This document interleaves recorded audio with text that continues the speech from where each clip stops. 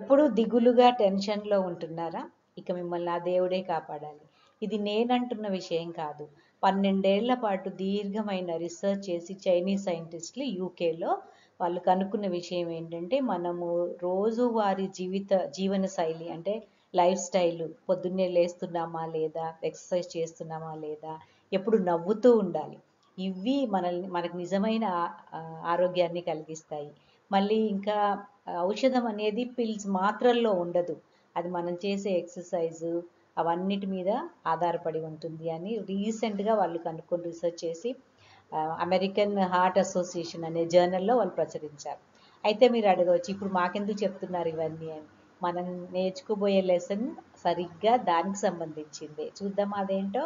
సరిగ్గా 200 ఏళ్ల క్రితమే డేవిడ్ హెన్రీ థారో అనే ఆంగ్ల రచయిత ఒక బుక్ రాశాడు, వాల్డెన్ అని. దాంట్లో 18 చాప్టర్స్ రాశాడు ఆయన. 18th చాప్టర్లో 5th చాప్టర్ సాలిట్యూడ్ అంటే ఏకాంతం అనే ఒక చాప్టర్లో అతను క్లియర్గా చెప్తాడనమాట మన ఆరోగ్యం గురించి.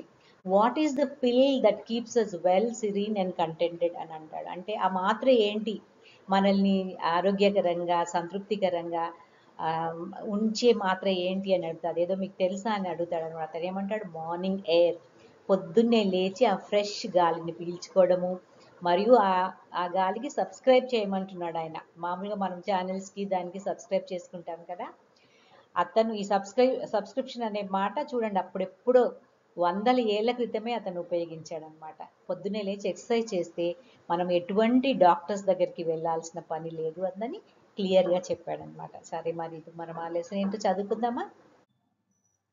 సో ఫస్ట్ పారాగ్రాఫ్, మొత్తం లెసన్ 10 పారాగ్రాఫ్స్గా డివైడ్ అయి ఉంది మీకు. సో ఫస్ట్ పారాగ్రాఫ్ అంతా కూడా సౌండ్స్తో నిండి ఉంటుంది. అంటే వివిధ రకాలైన శబ్దాలు అతనికి ఒకలాంటి సాలిట్యూడ్ అంటే ఏకాంతాన్ని ఇస్తాయి అన్నమాట. మామూలుగా మనకు సాలిట్యూడ్ అంటే నిశ్శబ్దంగా ఉండాలి, ఎటువంటి శబ్దాలు వినబడకూడదు అనుకుంటాం. కానీ ఇక్కడ అతనికి శబ్దాలు వినిపిస్తున్నాయి, కానీ అతను ఎంజాయ్ చేస్తున్నాడు అనమాట. ఆ సాలిట్యూడ్ అనేదాన్ని బాగా ఎంజాయ్ చేస్తున్నాడు.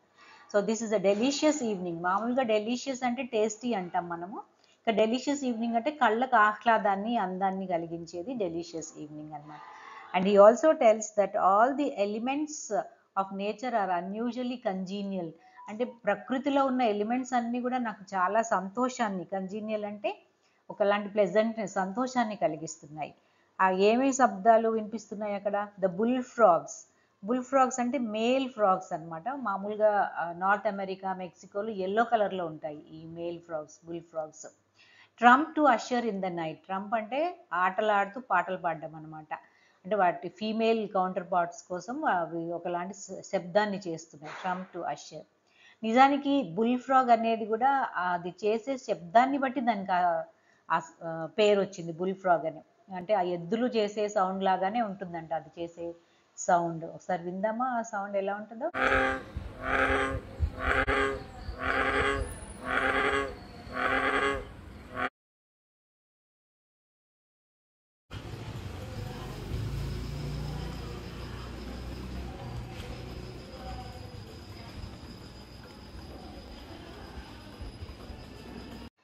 And the note of the whippoorwill is born on the rippling wind. whippoorwill అనేది కూడా ఒక బర్డ్ అనమాట. అది ఎలా ఉంటుందంటే బ్రౌన్ కలర్లో ఉంటాయి దాని ఫెదర్స్ అన్నీ కూడా. మెడకి ఒక వైట్ బ్యాండ్ ఉంటుంది. ఇది మేల్ బర్డ్.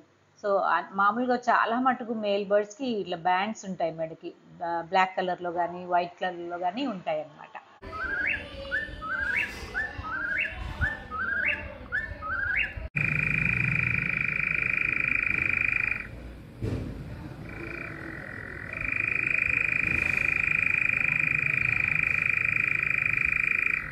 సో బాన్ ఆన్ ద రిప్లింగ్ విండ్ అంటే ఆ గాలి వీస్తూ ఉంది. వాటర్ లేక్ ఉంటుంది కదా, చిన్న సరస్సు ఉంటుంది ఆయన ఇంటి ముందు, వాల్డెన్ అనే సరస్సు. ఆయన బుక్ పేరు కూడా వాల్డెనే అనమాట. So from over the water ఈ సౌండ్స్ అన్నీ వస్తున్నాయి అతనికి. Sympathy with the fluttering alder and poplar leaves almost takes away my breath. అంటే మామూలుగా అక్కడ fluttering alder and poplar leaves అంటే ఆ చెట్లు ఆకులు, చెట్ల యొక్క ఆకులు కదులుతూ ఉన్నాయి అన్నమాట. కదులుతుంటే నాకు జాలేసింది. ఎందుకని? ఇవి ఆల్డర్ చెట్టు, ఇది పాపులర్ చెట్టు అన్నమాట. ఈ ఆకులన్నీ కదులుతున్నాయి. ఎందుకు కదులుతున్నాయో తెలుసా? ఇవి చేసే అరుపుల వల్ల ఇవి కదులుతూ ఉన్నాయన్నమాట. అందుకని ఆ రచయితకి సింపతి అనిపించింది. అయ్యో అవి నిద్రపోవాల్సిన టైం కదా, పాపం భయంతో లేకపోతే డిస్టర్బింగ్గా కదులుతున్నాయి, ఫ్లట్టరింగ్గా కదులుతాయి అన్నమాట. Almost takes away my breath, అంటే నాకు చాలా జాలి వేసి ఇంకా నాకు ఊపిరి కూడా ఆడలేదన్నమాట. Like the lake my serenity is rippled but not ruffled. కానీ అయినా కానీ నేను డిస్టర్బ్ అవ్వలేదు. ఆ లేక్ ఎలా ఉంటుందంటే రిపుల్, సన్నని వేవ్స్ వస్తాయి కానీ నేనేం డిస్టర్బ్ అవ్వలేదు. రఫుల్డ్ అంటే డిస్టర్బ్ అనమాట. సో ఇక్కడ వచ్చేసి ఇది literary device. Inanimate objects think like people, అంటే ప్రాణం లేని ఆబ్జెక్ట్స్ అన్నీ కూడా మనుషుల యొక్క ఫీలింగ్స్ని ఆపాదిస్తాడనమాట కవి. ఈ సింపతి పడడం అతను వాటిని చూసి, అవన్నీ కూడా inanimate objects think like people, అంటే వాడికి డిస్టర్బ్ అవుతుందా నిజంగా చెట్లకి, కానీ ఇక్కడ ఈయన అనుకుంటున్నాడు. దాన్ని రివర్స్ ప్యాథటిక్ ఫ్యాలసీ అంటారు. ప్యాథటిక్ ఫ్యాలసీ అనేది ఒక టెక్నిక్ అనమాట. ఈ సింపతిని లేకపోతే క్రయింగ్ అని, అవి ఏడుస్తున్నాయి నవ్వుతున్నాయి అని చెప్పడం అనమాట, అది ప్యాథటిక్ ఫ్యాలసీ అంటారు దాన్ని. సో అది ఇక్కడ ఉపయోగిస్తాడు మనకి రచయిత through out the lesson. So though it is now dark, the wind still blows and roars in the wind. ఇదిగో విండ్ బ్లోస్ అండ్ రోర్స్ అంటే గర్జించడం. మామూలుగా ప్రాణం ఉన్నవి జంతువులు గర్జిస్తాయి, ఇక్కడ ఎలిమెంట్స్ ఆఫ్ నేచర్కి అది చెప్తున్నాడు అనమాట, అది ఫ్యాలసీ. సో ఇలా నేచర్ని చక్కగా డిస్క్రైబ్ చేస్తాడు రచయిత. అండ్ ఆ రాత్రిపూట ఏంటి, మామూలుగా ఈ యానిమల్స్ ద ఫాక్స్ అండ్ స్కంక్ అనే యానిమల్ కూడా రాత్రిపూట తిరిగేది, బుషీ టెయిల్ ఉంటుందన్నమాట. ఇవన్నీ కూడా వాటి ఆహారం కోసం. ర్యాబిట్ నా roam the fields and woods without fear, వాటికి ఏం భయం లేదు రాత్రి అయినా కూడా. They are nature's watchmen links which connect the days of animated life. ఇవన్నీ చూస్తుంటే నాకు చక్కగా ఎంజాయ్ చేస్తాను తప్ప నాకు ఎటువంటి నెగటివ్ ఫీలింగ్ రాదన్నమాట రాత్రిపూట అయినా కూడా. సో ఇదొకటి. Like the lake my serenity is rippled but not ruffled. నా యొక్క పీస్, ప్రశాంతమైన నా మనస్సు ఎప్పుడు చిన్నగా కదులుతుంది, చెరువులో వచ్చే అలల్లాగా కదులుతుంది తప్ప పెద్ద రఫుల్డ్ అంటే డిస్టర్బెన్స్ ఏమీ లేదనమాట. సో ఈ విధంగా అతను ఏమంటాడంటే the whole body is one sense, నా మొత్తం బాడీ అంతా కూడా ప్రకృతిలో కలిసిపోయింది. And imbibes delight through every pore. మన human body millions of pores ఉంటాయి కదా, మామూలుగా మనకు 5 సెన్సెస్ నుంచి మనం జ్ఞానాన్ని పొందుతాం. కానీ ఇక్కడ ఏమంటాడు, ఈ డిలైట్, ఈ సంతోషం అనేది ఎవ్రీ పోర్ నుంచి అతనికి కలుగుతూ ఉంది. So this is the summary of the first paragraph students. Let's move on to the second paragraph. Second పారాగ్రాఫ్లో ఏం చెప్తాడంటే he romanticises Thoreau's house location and its remoteness. Thoreau కట్టుకున్న ఇల్లు ఎలా ఉంది అంటే చాలా బ్యూటిఫుల్గా ఉంది. రొమాంటిసైజింగ్ అంటే అందంగా డిస్క్రైబ్ చేయడం. రిమోట్నెస్ అంటే అక్కడ లోన్లీగా ఉంది, ఆ ఇల్లు ఒక్కటే ఉంటుంది, ఇంకెవ్వరు కూడా ఉండరు అనమాట. సో ఇక్కడ ఏమంటాడంటే our horizon is never quite at our elbow. Horizon అంటే మనకు దూరంగా కనిపించే రేఖ, ఒక లైన్ అనమాట. ఎక్కడైతే నింగి నేల కలిసినట్టు కనిపిస్తాయో దాన్ని హొరైజన్ అంటారు. ఇంకొక మీనింగ్ ఏంటంటే మానవుని యొక్క మేధస్సు, నాలెడ్జ్ ఎంత ఉంటుందో దాన్ని హొరైజన్ అంటారు అనమాట. సో ఇక్కడ ఏమంటున్నాడు, నాకు దూరంగా కనిపించేది చాలా, ఎంత దూరమేమో లేదు, ఎల్బోస్ వరకే ఉంటుందన్నమాట. ఎల్బోస్ వరకే ఉంది ఆ హొరైజన్ అనేది. ఎందుకంటే నాకు దూరంగా ఏమీ కనిపించదు. And no house is visible from any place but the hill tops. కొండలు తప్ప నాకు ఏమీ కూడా కనిపించవు అనమాట. I have my horizon bounded by woods all to myself. ఎక్కడ చూసినా కూడా వుడ్స్ అంటే అడవే కనిపిస్తుంది తప్ప నాకు ఆ హొరైజన్ అనేది కనిపించదు అని చెప్తున్నాడు అనమాట. So I live on the prairies, అంటే విశాలమైన మైదానాలు ఉంటాయి కదా, అట్లా ఇంత చిక్కగా ఉన్నా కూడా నాకు అక్కడ మైదానంలో ఉన్నట్టుగానే అనిపిస్తుంది. ఇట్ యాజ్ అ సాలిటరీ అంటే ఏకాంతంలోనే ఉంటాను తప్ప నా లోన్లీగా ఏమి ఉండను అని చెప్తున్నాను అనమాట. So as if it where my own son moon and stars and little world all to my self. అంటే నాకు సంబంధించిన వరకు నాకు సూర్యుడు కనిపిస్తాడు, చంద్రుడు, చుక్కలు అన్నీ కనిపిస్తాయి.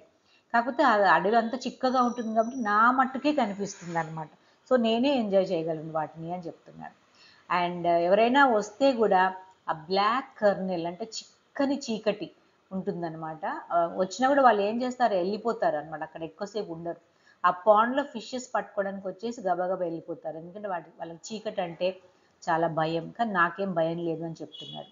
వాజ్ నెవర్ ప్రొఫెండ్, కానీ ఆ చీకటిలో వాజ్ నెవర్ ప్రొఫెండ్ అంటే కర్నెల్ అంటే ఆ చిక్కని సెంటర్ ఆఫ్ ద నైట్. ప్రొఫెండ్ అంటే ఇంప్యూర్, ఎవరు కూడా వచ్చి దాన్ని అపవిత్రం చేయలేదు. నా యొక్క చుట్టూ ఉన్న ఫారెస్ట్ని ఎవరు కూడా అపవిత్రం చేయలేదు అని చెప్తున్నాడు అనమాట. డార్క్నెస్, కానీ అందరూ భయపడతారు అక్కడ ఏమైనా దయ్యాలు తిరుగుతున్నాయేమో అని చెప్పేసి. నేను మాత్రం ఏమీ భయపడను, ఎందుకంటే నేను క్రిస్టియన్ని కాబట్టి. Christianity and candles have been introduce, the witches are all hung. అక్కడ ఉన్న భూతాలు అవన్నీ కూడా ఉండిపోతాయి అట్లానే, ఎందుకంటే క్యాండిల్స్ వెలిగించుకుంటాం. అంటే ఇది రిలీజియస్ ఎలిమెంట్ అనమాట. ఆ రోజుల్లో రచయితలు అందరూ కూడా క్రిస్టియానిటీని ఎక్కువగా ఫాలో అయ్యేవారు. క్వీన్ విక్టోరియాని, ఆమె కూడా ఫాలో అయ్యేది క్రిస్టియానిటీ. అంతకుముందు వరకు లేదు, రోమన్ కల్చర్స్ ఉండేది. సో ఆమెను సంతోషపెట్టడానికి ప్రతి కవి కూడా ఒక క్రిస్టియానిటీ ఎలిమెంట్ని పెట్టేవాడు అనమాట.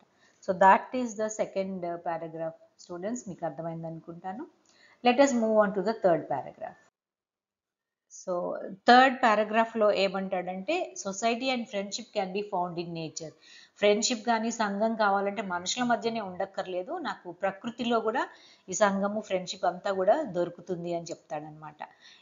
నాకే కాదు, ఈవెన్ ద మిసాంథ్రోప్స్, అంటే ఎవరైతే మనుషుల్ని హేట్ చేస్తారో, మనుషుల కంపెనీ ఇష్టపడారో, వాళ్ళు కూడా ఈ నేచర్లో వచ్చి బాగా ఎంజాయ్ చేయొచ్చు అని చెప్తాడనమాట. ఇవన్నీ సౌండ్స్ అన్ని వింటుంటే ఎలా ఉంటుందంటే, it's like a నియోలియన్ music.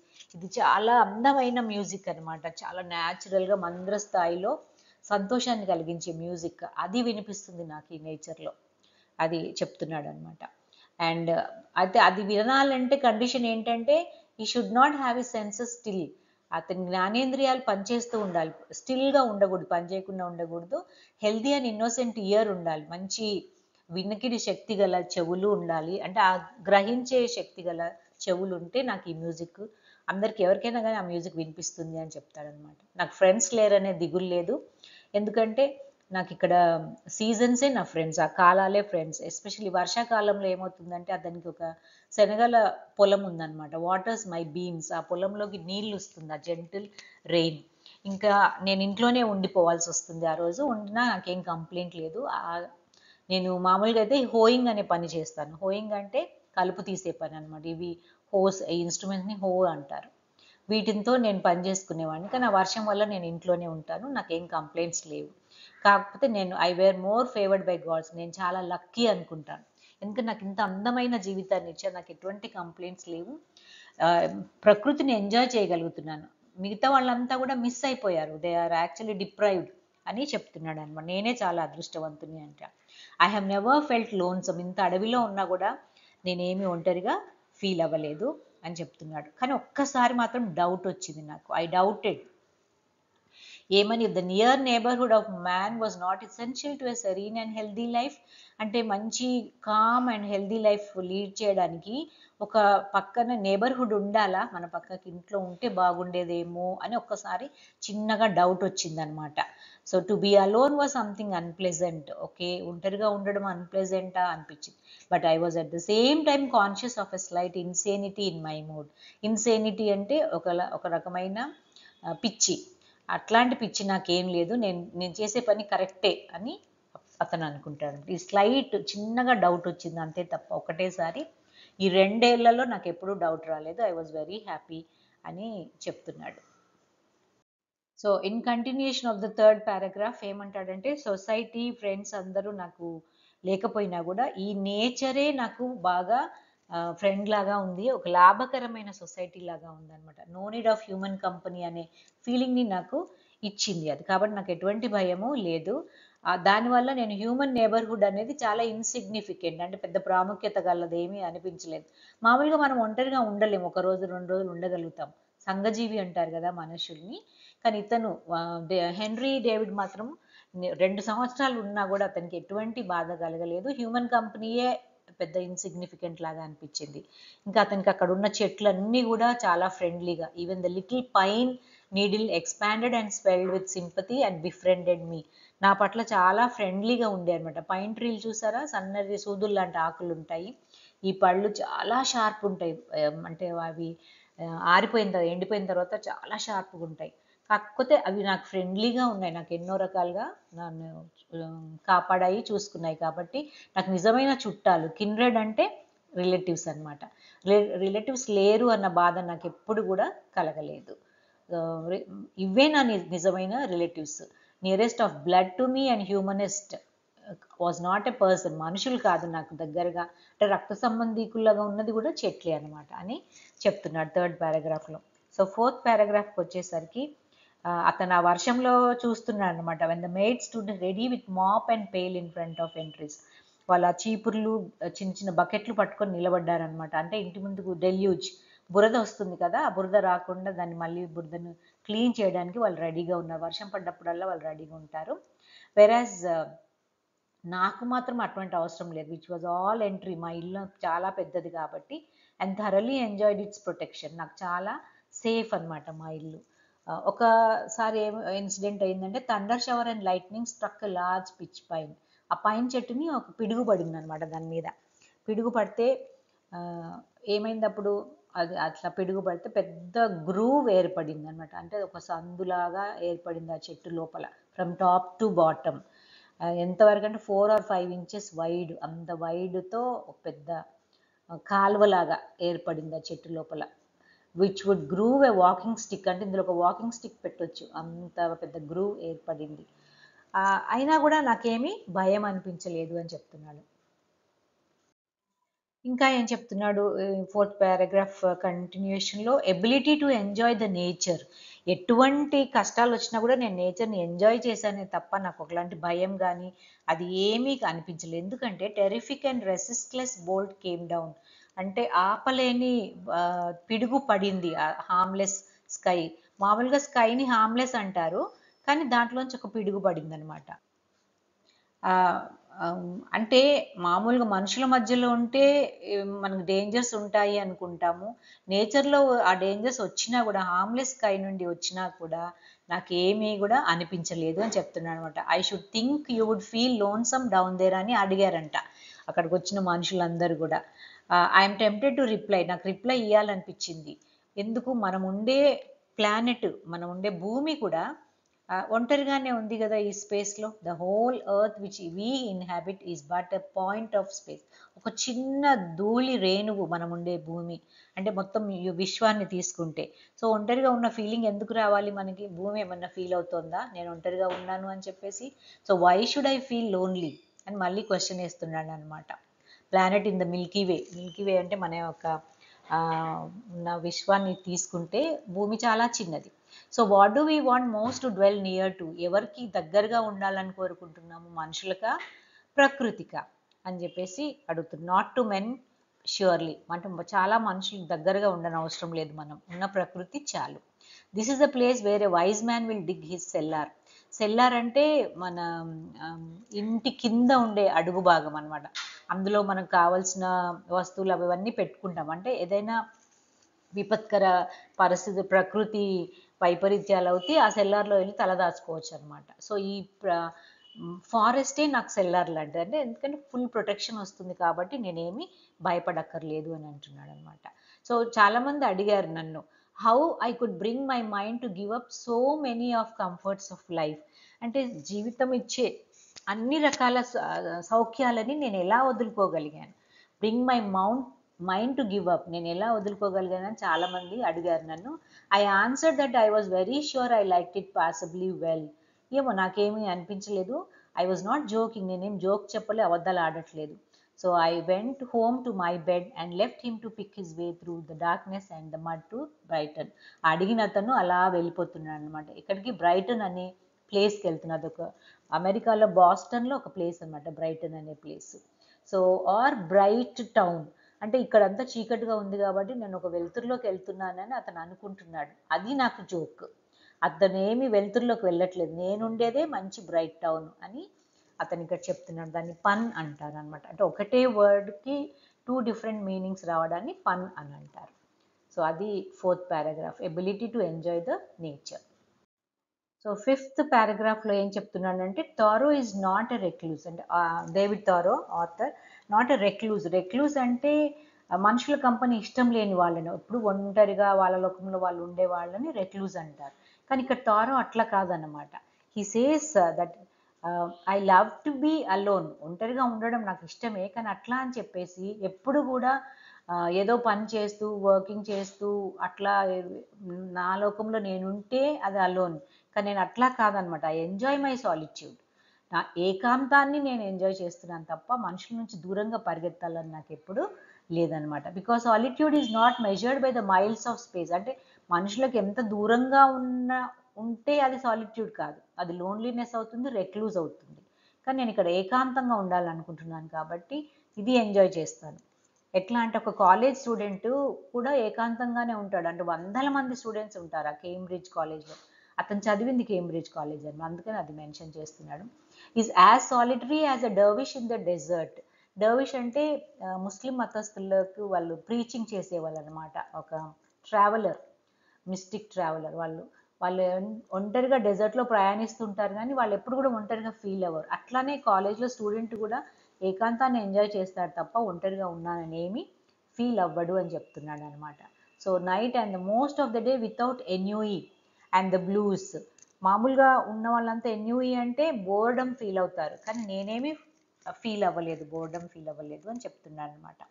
Same recreation and the society. మామూలుగా సొసైటీలో ఉంటే ఎలాంటి ఆనందాన్ని పొందుతానో నేను కూడా అట్లానే ఇక్కడ నేచర్లో పొందుతున్నాను అని చెప్తున్నాడు.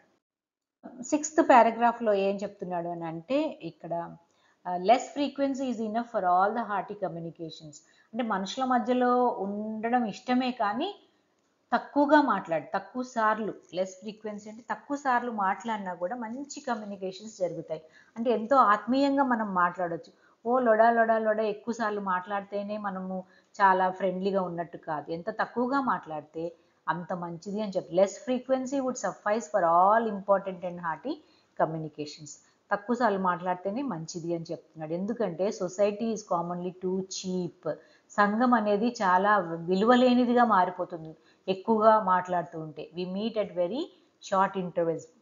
అందుకనే చూడండి ఎక్కువగా మాట్లాడుతుంటే వాళ్ళ మధ్యలో ఏదో పొరపచ్చాలు వస్తాయి, పోట్లాట్లు వస్తాయి అని అంటారు. కాబట్టి తక్కువగా మాట్లాడుకోవడమే మంచిది అని ఈ పారాగ్రాఫ్లో చెప్తున్నాడు అనమాట. సో 7th పారాగ్రాఫ్లో వచ్చేసి I have a great deal of company in my house.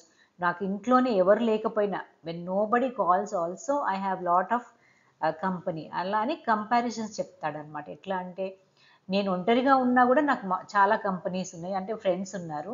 But devil has lots of company. Devil లొడ లొడ లొడ అందరితో మాట్లాడుతుంది కాబట్టి, అంటే అట్లా మాట్లాడే వాళ్ళ స్వభావం డెవిలిష్, అంటే ఒకలాంటి దయ్యం లాంటి స్వభావం ఉంటుంది అని చెప్తాడనమాట ఇక్కడ. గాడ్లీ అంటే ఒక్కడే ఉంటుంది. ఆ కంపారిజన్స్ ఎలా సారూప్యత చూపిస్తున్నాడు అని అంటే లేక్, లోన్లీ లేక్. నా ముందున్న చెరువు కూడా చాలా లోన్లీగా ఉంటుంది, ఒంటరిగా ఉంటుంది. కానీ అది ఒంటరిగా ఉంటుందా? దాని నిండా డెవిల్స్ ఉన్నాయా? లేవు, ఏంజల్స్ ఉన్నాయి. ఎందుకంటే ఆ చెరువు చాలా ఎంజాయ్ చేస్తూ ఉంటుంది, ఆ రిపుల్స్, ఆ వేవ్స్ అన్నీ. అది ఎప్పుడు కూడా బాధపడుతున్నట్టుగా నాకు అనిపించలేదు, ఎందుకంటే అన్ని ఏంజల్స్ ఉన్నాయి కాబట్టి దాంట్లో. సో అది గాడ్ ఈజ్ అలోన్. మామూలుగా దేవుడు కూడా అలోన్గానే ఉంటాడు, కానీ దాని అర్థం అతను లోన్లీగా ఉన్నట్టు కాదు, మొత్తం మనుషులంతా కూడా అతని యొక్క బంధువులే అని చెప్తున్నాడు అనమాట. God is alone. మళ్ళీ ఇక్కడ కూడా రిలీజియస్ ఎలిమెంట్ వస్తుంది మనకి. But the devil is legion. Legion అంటే న్యూమరస్, చాలా ఎక్కువ మంది ఫ్రెండ్స్ ఉంటారు డెవిల్స్కి. మంచి వాళ్ళకేమో తక్కువ మంది ఫ్రెండ్స్ ఉంటారు, అది చెప్తున్నాడు. సో అతను కంపేర్ చేసుకుని I'm no more lonely than the mill brook, weather cock, northern star, south wind, April shower, January thaw, the first spider in a new house. ఇవన్నీ ఉన్న ఎలిమెంట్స్కి అతను కంపేర్ చేసుకుంటున్నాడు. ఇవన్నీ కూడా ఒంటరిగానే ఉంటాయి కానీ అవి ఎప్పుడు కూడా ఒంటరిగా ఫీల్ అవ్వవు అని చెప్తున్నాడు. సో 8th పారాగ్రాఫ్లోకి వచ్చేసరికి ఏం చెప్తున్నాడంటే Thoreau has company with nature and God when he is alone. మామూలుగా చూసే వాళ్ళకి అతను అలోన్గా ఉన్నాడు అనిపిస్తుంది, కానీ అతనికి ప్రకృతి, దేవుడు అతని వెంటనే ఉంటారనమాట ఎప్పుడైనా కూడా. సో ఎంత ఒంటరిగా ఉన్నా కూడా ఆ ఇంట్లో అతనికి ఇద్దరు చాలా ప్రియమైన వ్యక్తులు ఉన్నారనమాట. వాళ్ళు అప్పుడప్పుడు visitors, I have occasional visitors వచ్చి పోతూ ఉండేవాళ్ళు ఇద్దరు. అతనికి చాలా ఇష్టం. ఒకరేమో original proprietor of the pond, ఆ చెరువుని తవ్వించిన అతను అనమాట. వాల్డెన్ పాండ్ని తవ్వించిన ఒరిజినల్ ప్రొప్రైటర్ అతను వచ్చేవాడు.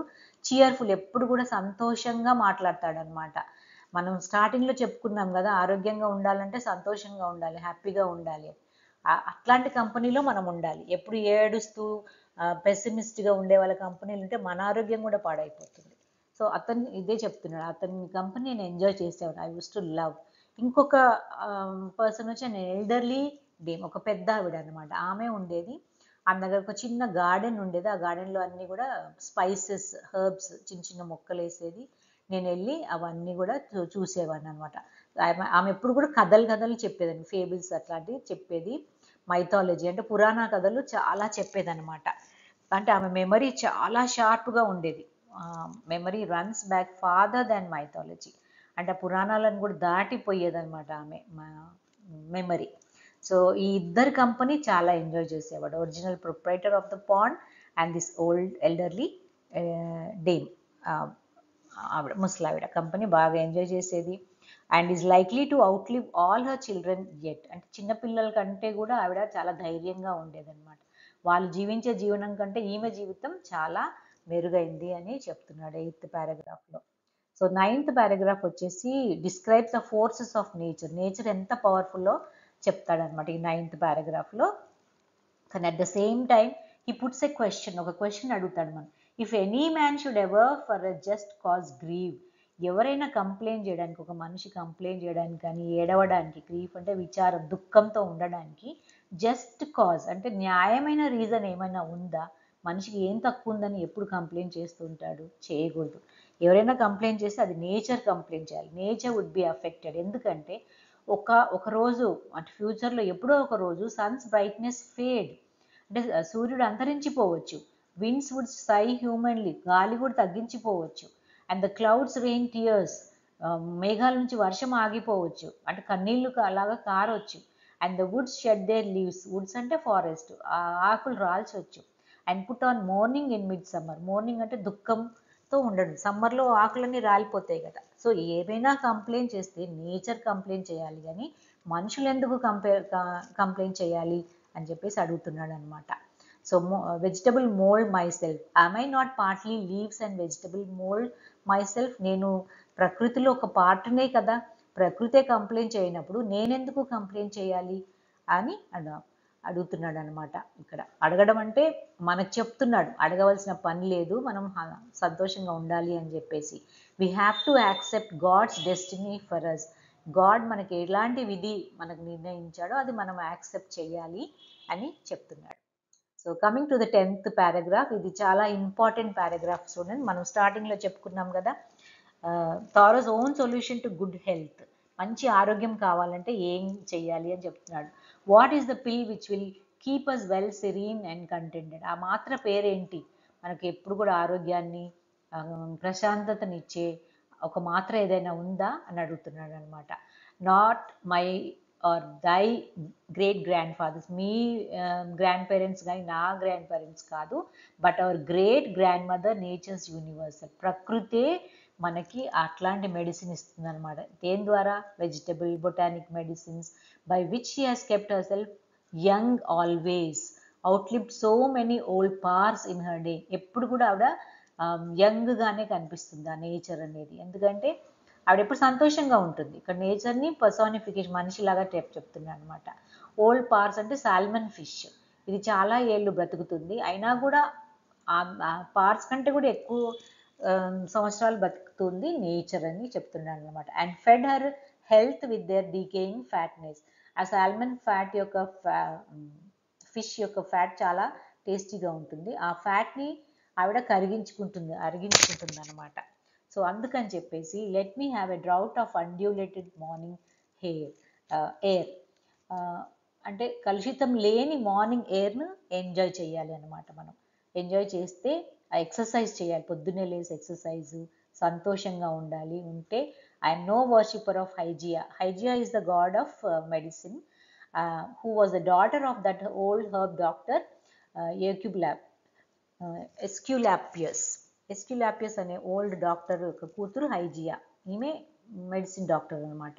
అంటే రోమన్ గాడ్స్, వీళ్ళంతా కూడా రోమన్ గాడ్స్ని పూజించేవాళ్ళు, హెల్త్ ఇవ్వమని, మంచి ఆరోగ్యాన్ని అవి ఇవ్వమని. అయితే నేనేమీ అట్లా వర్షిప్ చేయను, ఎందుకంటే నేను ప్రకృతిని ప్రేమిస్తాను, పొద్దున మార్నింగ్ ఎయిర్ ఎంజాయ్ చేస్తాను, ఎక్సర్సైజ్ చేస్తాను అని చెప్తున్నాను అనమాట. ఎస్క్యులాపియస్ అనే గాడ్ ఎలా ఉంటాడంటే represented on monuments holding a serpent in one hand and in the other a cup out of which the serpent sometimes drinks. ఈ సర్పం ఉంటుంది ఒక చేతిలో, ఇంకో చేతిలో కప్ ఉంటుంది, ఈ ఫిగర్లో లేదు, అందులోంచి ఆ మెడిసిన్ తాగుతూ ఉంటుంది అనమాట. అది అది ఆయన యొక్క స్వరూపం. But rather of Hebe cup bearer to Jupiter, who was a daughter of Juno and wild letters, and who had the power of restoring gods and men to the vigor of youth. అందరిని మనుషుల్ని కానీ దేవుళ్ళని కానీ యూత్గా యవ్వనంగా ఉంచే power ఉంటుందన్నమాట ఈ దేవుడికి, ఈ రోమన్ గాడ్కి. సో నేనేమి అవి బిలీవ్ చెయ్యను అని చెప్తున్నాడు అనమాట. And when ever she came it was spring, అంటే ఈ దేవత ఎప్పుడు వచ్చినా కూడా వసంత ఋతువు వస్తుంది, పూలు పళ్ళు అన్నీ వస్తాయి అన్నమాట. సో ఈ చెప్తున్నాడు ఇంకా మనం ఆరోగ్యంగా ఉండాలంటే నేచర్ని వర్షిప్ చేయాలి, మంచి అలవాట్లు. And we should not lose their subscription ticket to morning time in this win, అంటే సబ్స్క్రైబ్ చేసుకోవాలి. చెప్పాను కదా ఛానల్స్కి సబ్స్క్రైబ్ చేసుకున్నట్టుగా మనం మార్నింగ్ టైంకి సబ్స్క్రైబ్ చేసుకొని ఆ టైంకి వెళ్ళి ఎక్సర్సైజ్ చేయాలి. సో అది 10th paragraph, very important paragraph students. So now let us have the gist. ఒకసారి సమ్మరీ అంతా చూద్దాం. ఈ 10 పారాగ్రాఫ్స్ ఏం చెప్తున్నాయి. First paragraph link sounds to solitude, అంటే శబ్దాలు ఆ ఏకాంతాన్ని డిస్క్రైబ్ చేస్తున్నాయి. Thoreau uses comparisons to align himself with nature, అంటే నేచర్తో మమేకం అయిపోతున్నాడు అనమాట అతను థారో. సెకండ్ పారాగ్రాఫ్లో romanticises Thoreau's house location and its remoteness. ఆ ఇల్లు చాలా అందంగా ఉందన్నమాట, అది చెప్తాడు, ఆ అడవిలో కట్టుకునే ఇల్లు. థర్డ్ పారాగ్రాఫ్లో society and friendship can be found in nature, ప్రకృతిలోనే మనకి సంఘము ఫ్రెండ్స్ దొరుకుతారు. ఫోర్త్ పారాగ్రాఫ్లో pleasantest hours and the ability to enjoy the nature, సంతోషకరమైన సమయం నాకు అక్కడ నేచర్లోనే దొరికింది. ఫిఫ్త్ పారాగ్రాఫ్లో Thoreau is not a recluse, అంటే మనుషులంటే ఇష్టం లేని వ్యక్తి ఏమీ కాదు అని చెప్తాడు. సిక్స్త్ పారాగ్రాఫ్లో less frequency is enough for all the healthy communication, ఎంత తక్కువగా మాట్లాడుకుంటే, తక్కువ సార్లు మాట్లాడుకుంటే అంత మంచిది అని చెప్తున్నాడు. సెవెంత్ పారాగ్రాఫ్లో devil has lots of company, God is alone but డెవిల్కి చాలామంది స్నేహితులు ఉంటారు. పారాగ్రాఫ్ 8లో Thoreau has company with nature and God when he is alone, మనం చూసే వాళ్ళకి అతను అలోన్గా ఉన్నట్టు అనిపిస్తాడు కానీ అతనికి ఎప్పుడు కూడా ప్రకృతి దేవుడు అతనికి సహచరులుగా ఉన్నారు. Ninth paragraph describes the forces of nature, అంటే ప్రకృతి ఎంత పవర్ఫుల్, ఎంత శక్తివంతమైందో చెప్తాడనమాట. లాస్ట్ పారాగ్రాఫ్లో his own solution to good health, మంచి ఆరోగ్యం కావాలంటే ఏం చేయాలో అతడు చెప్తుంటాడు. సో అది gist of the lesson students. మీకు అర్థమయ్యే ఉంటుంది. మామూలుగా మీరు చదివితే ఈ లెసన్ చాలా కాంప్లెక్స్గా ఉంటుంది, చాలా హార్డ్గా ఉంటుంది, అంత ఈజీగా అర్థం అవ్వదు. ఇప్పుడు మీరు ఒకసారి ఆ లెసన్ చదవండి. ఇంకేమైనా డౌట్స్ వస్తే నాకు కామెంట్ సెక్షన్లో పెట్టండి. I'm always there to help you out students. Okay, అర్థమైందేనే అనుకుంటున్నాను లెసన్. సో 10 పారాగ్రాఫ్స్ చదవండి. అప్పుడు మీరు క్వశ్చన్ అండ్ ఆన్సర్స్ మీరు గైడ్లో చూసినా చదివినా కూడా మీకు అర్థమవుతుంది అనమాట ఇప్పుడు క్లియర్గా. Hope you understood the lesson, and in the next video మనం ఎస్ఏ టైప్ క్వశ్చన్స్ సాల్వ్ చేయబోతున్నాము. మీకు ఎస్ఏ టైప్ క్వశ్చన్స్ కావాలా, షార్ట్ ఆన్సర్స్ కావాలా, ఒక్కసారి కామెంట్లో రాయండి, దాన్ని బట్టి నేను నెక్స్ట్ వీడియో చేస్తాను. ఓకేనా. షార్ట్ ఆన్సర్స్ అన్నీ కలిపి రాస్తే కూడా మీకు ఎస్ఏ టైప్ ఆన్సర్ వచ్చేస్తుంది, దాని నుంచి మీరు పెద్దగా శ్రమ పడక్కర్లేదు. అదొక సమ్మరీ లాగా అవుతుంది, అన్ని పాయింట్స్ కవర్ అవుతాయి. సో మీరు డిసైడ్ చేసుకొని మీకు షార్ట్ ఆన్సర్స్ కావాలా, ఎస్ఏ టైప్ ఆన్సర్స్ కావాలా, ఒకసారి కామెంట్లో రాయండి. Okay. Okay, thanks for watching. మీకు కనుక ఈ వీడియో మీనింగ్ఫుల్గా అనిపిస్తే ఒక లైక్ చేయడం మాత్రం మర్చిపోవద్దు. నా కోసం కాదు, ఆ లైక్ వల్ల మీకు అందరికీ తెలుసు యూట్యూబ్ ఆల్గరిథం ఎలా పనిచేస్తుందో. ఇది ఈ వీడియో మిగతా మీలాంటి స్టూడెంట్స్కి షేర్ చేయబడుతుంది, లేకపోతే ఈ వీడియో మూలబడిపోతుంది, ఎక్కడో కనబడకుండా వెళ్ళిపోతుంది. So it's request, it means a lot for me.